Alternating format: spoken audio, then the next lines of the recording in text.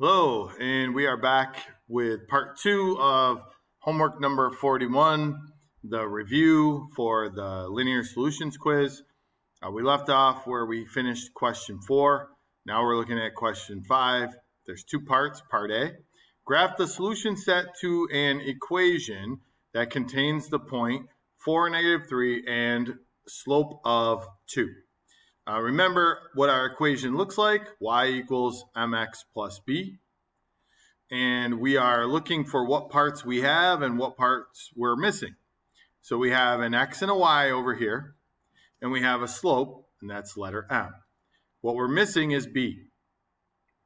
So we have m, which is 2, and we have b, which we're trying to find. So I'm going to take this equation, y equals mx plus b, and I'm going to replace all the parts that I know. So I have a -3, I have a 2, I have a 4, and I have plus b. All right, so now let's do the math. 2 times 4 is 8, so -3 equals 8 plus b. 8 plus b, yeah. To solve this, find b, I need to subtract 8 from both sides. And I get -3 minus 8 is -11 equals b. Okay, so I now have b, so I can write my equation and use my graphing calculator to help me find my points. Y equals 2x minus 11 or plus -11, however you want to write it. Remember, we need a table, and we're going to fill in some values for x and y to plot points. Some of you might be saying, well, yeah, but Mr. Decker, I'm good at using the slope and the y-intercept. I actually do know one point. It's 4, -3. So I can go ahead and plot that one now. 4, -3 over 4 down 3. And if you're good at using the slope, you could probably figure out some other points for that. But we don't have the y-intercept of -11 doesn't help us because this grid unfortunately only goes to, I think, 7 or 8 spaces. So I'm going to use my graphing calculator. I'm going to clear it out. I'm going to go to y equals, and I'm going to type in my equation, 2x minus 11. And I'm going to hit graph. And, oh, there's my graph. It worked. It didn't give me an error, so I did it right. So second table. And now I'm going to use my points. I already used 4, -3, so let's go with 3, -5, and the one above and the one below it, and then I should be able to figure out the rest. So 3, -5, 4, -3, 5, -1. It's a lot to say. So I'll come back up here, and I got, what did I say? 3, -5, 4, -3, 5, -1. And I could keep using the pattern here. This is decrease, so 6, 1, 7, 3. All right. So let's plot those points. So 3, -5, put a dot. I had 4, -3, 5, -1, 6, 1, and then this one here. I also could see that there should or could be one there. All right, so this is an equation, so I don't have to worry about shading above or below or doing any of that fun stuff. I'm just going to connect a line through here, connecting all these points. I'll do some good graphing by putting arrows on the end and labeling it with my equation, y equals 2x minus 11. And then I'm going to come down to part B and wait till you see what happens in part B. Determine the equation of the line of solutions graphed above. Hey, I already did that. Y equals 2x minus 11. Look at that. So that's how you answer question 5. Make sure you do a table. If you did the point and used the slope, which was totally fine, you ended up still having to do the equation anyways for part B. So hopefully you remember how to do that. We did it a bunch of times in class, and a lot of you proved you can do it well. So that's it for question 5. I'll pause the recording and meet you at question 6.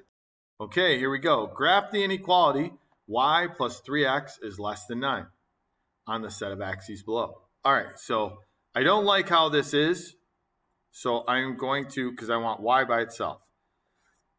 So I'm going to do the one step that I have, which is to subtract 3x, and I get y is less than. Now I could do 9 minus 3x, but I'm going to treat this like a negative 3x plus 9 and put that first, because that's in our y equals mx plus b form. If you left it as 9 minus 3x, it would still work, especially using our graphing calculator. Remember, to graph this, I need to use a table to show my work. So x and y. All right, now I'm going to go to my graphing calculator, which still has the other stuff in it from the previous question. So negative 3x plus 9. That's the challenge of doing this. Okay, good. So I didn't get an error, so I did this right. Challenge of doing this with a graphing calculator that takes the whole screen up means I have to flip back and forth. All right, so I'm looking. I don't think 0, 9 would fit, but 1, 6, 2, 3, and 3, 0 would work, and that will be enough. 1, 6, 2, 3, 3, 0. So as the x value increases by 1, this decreases by 3. So that should be enough. Oh, wait a second. I almost forgot.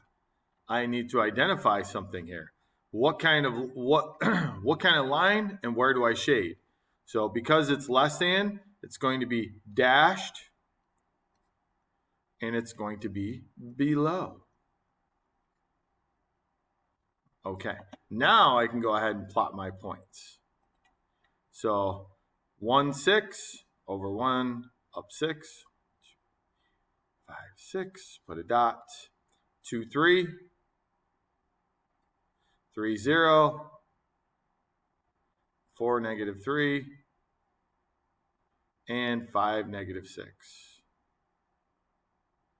And there you go. Now just don't make the fatal mistake of connecting all of them. These are kind of spread out a little too much to connect every other dot, so I'm just going to put a slanted line through each one to make it a dashed line. And then I'm going to shade below, so that's this side, okay? So do the best you can, shading it like this. So we got all these values over here that work. Awesome. We could even check. We could substitute like the origin in 0, 0. If I plug 0 in here for x, negative 3 times 0 is 0. 0 plus 9 is 9. Is 9 greater than 0? Yes, it is. All right. So 0, 0 would work. But I don't need to do that. I am going to put a giant letter S in the solution. And let's go on to part B. State the coordinates of a point in the inequalities solution set that would lie on a given coordinate plane and that contains non-integer x and y values. Basically what that means is we're looking for decimals or fractions. So I'm going to do something simple here and just say 0.5 and 0.5. Those both work. 1/2 and 1/2, okay? And then at that spot, I'm going to put this weird looking X at that location.